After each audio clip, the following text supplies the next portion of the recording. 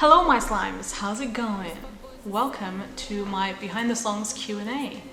I'm very excited for you to watch the music video, and obviously you should have already heard the song. Links will be in the description below. Even if you want it so bad, don't be desperate. But was it a couple months ago? Yeah, I released it in August. I'm positive that I'm in the wrong field, so can you dial it back now? I wrote this song, I would say last year, November or December, I think. Into my guns, you're coming for me. I can't see you from the right or the left. I think it was the end of last year. So can you dial it back now? This electricity's blocking me from making better. So because I don't work like a normal person. I work well under pressure as well. Sometimes I don't, but when we were supposed to get into the studio, I actually hadn't prepared anything beforehand. I knew what genre I wanted. I knew I wanted it to be upbeat and all that stuff, but I didn't have anything in terms of lyrics. He played me an instrumental and I was like, that's the one. From then I literally just riffed off. I just freestyled everything, and then I came up with the lyrics on the go, and I came up with all the lyrics in 10 minutes, which is obviously crazy, but that's how it worked out. So is it too much for you, maybe? Better decisions are not made on better days. I don't think it's luck. I think that's just how I work.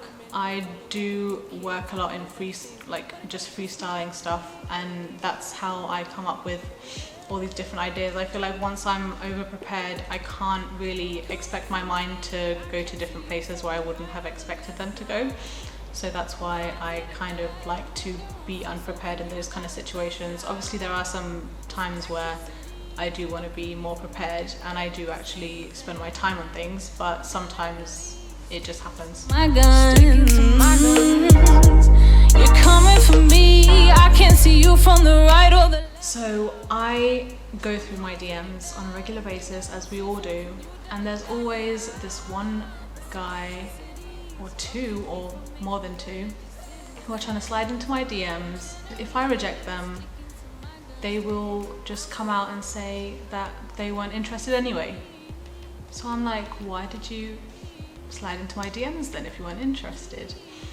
So that's the kind of bare bones of the song, and that's where the idea of the song came from. I was like, maybe I should write about that, because my previous songs are kind of like about heartbreak and love and all that stuff. So I wanted this to be different from my previous ones, and obviously because it's such an upbeat song, I wanted the content of the song to match that. These fuckboys are saying that I'm not that type, even though they slid in my DMs. I think my favorite lyrics in the song is, I forget my own lyrics, that's fine.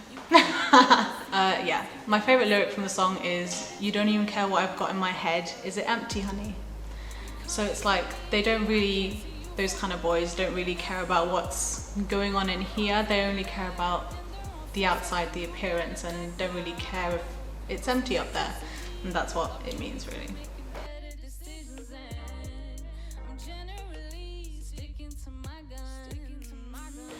The production process for this song was very, very quick. I actually produced this song solely for the purpose of my final project at uni. So me and my producer Temi, we met up for the first time ever at uni.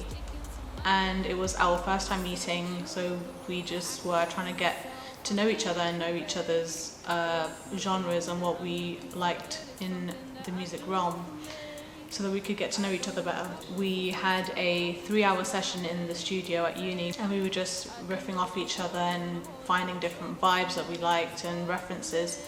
So we basically got the instrumental together, got the vocals together, got the lyrics together in those 3 hours, and everything was done, and then it was just about getting him to produce it and master it. You're doing, I'm not so cool or carefree. Do you think you can handle all of this? I found it hard before to find a producer that really understood my style, and for a long time I was just trying to find someone who could actually bring my artistic vision to life.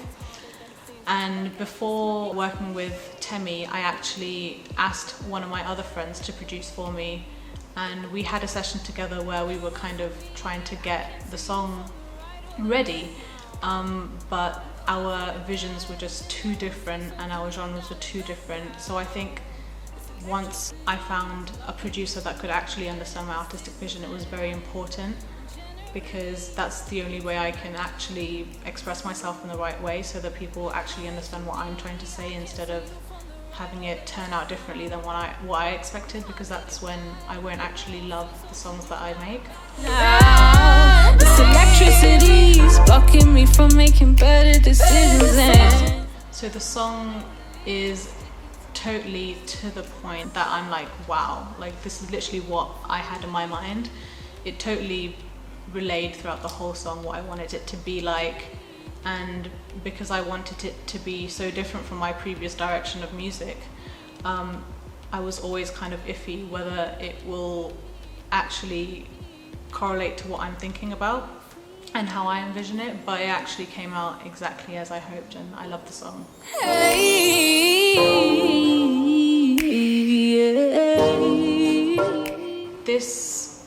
The final version was actually, well, the previous versions of the song were a bit different. It was more onto the EDM side of things, which obviously that's not my genre, and I didn't want my music to go into that direction, and that's why we had to tweak a few things with the instrumental mostly, to fit the R&B genre.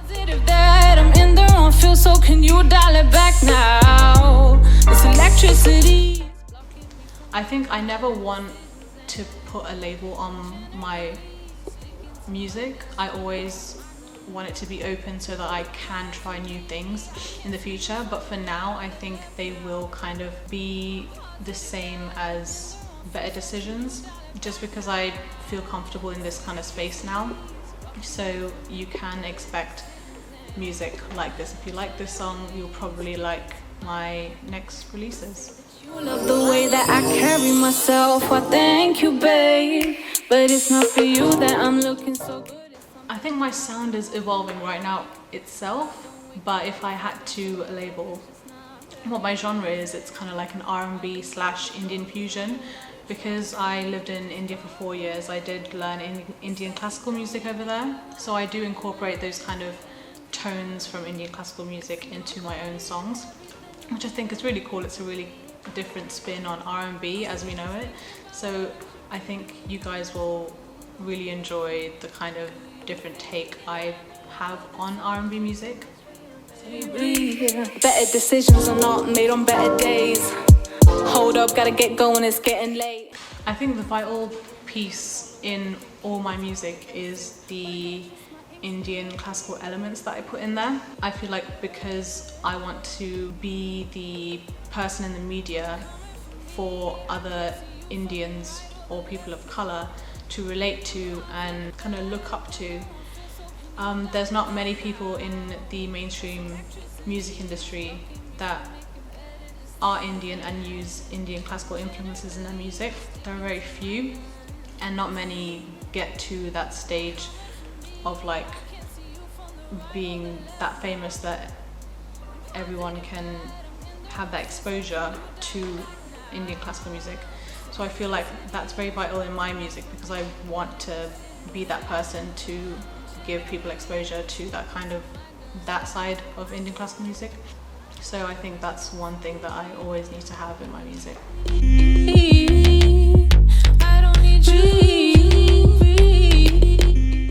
In comparison to my last release, my previous one, I feel like I have grown as a songwriter way more, and I feel the lyrics in this song are 100 times better than my previous release. Not saying that was a bad, like the songwriting was bad in that song, but I just feel like as much as the more I practice and songwrite, the better I get, obviously. Yeah, I think I can only progress from here, and I have other songs that I've written after Better Decisions, which have been way better than Better Decisions songwriting. So it's just practice, I guess. Yeah. I can see you from the right or the left now. I'm positive that I'm in the wrong. I totally did become very secluded from everything, and I feel like I wasn't writing songs at all during a certain period of time during the quarantine lockdown. So it definitely took a toll on my creativeness, and I just didn't want to do anything related to music. I feel like at one point I was like, I need to do this, because I already had the song ready and everything ready to go, but I was just procrastinating so much, and at one point I was just like, I can't procrastinate anymore, and I decided to release it. And I think this time was actually a good time to release it, just because everyone's at home, all they can do is be online and consume material on the internet. So I think I was kind of lucky to have that opportunity. Yeah, what I've got in my head, is it empty, honey? You see my body and everything on me, but I would say push yourself, because I feel like the only person who can push yourself is yourself. So if you are feeling down and you don't want to be creative, maybe try doing things that you love and doing things that you know will put you in a good mood, and that will probably help you to better understand yourself and have a better relationship with yourself, which in turn will help you creatively, I think. you're coming for me. I can see you from the right or the left. I just want to say thank you, first of all, for listening to my music and loving it and giving me all the support that you have. And also stay tuned, because there is more music coming your way and it's gonna be amazing. Trust me, it's so good, it's the best. I feel like the next song that I'm releasing is the best song that I've ever written, so you're gonna want to listen to that. And look out for the video. Yeah, okay. And look out for the video. I hope you guys will love it. I'm sure you will, because it's amazing. It's amazing, trust me. But yeah, I hope you all have a great time watching it, and yeah, bye.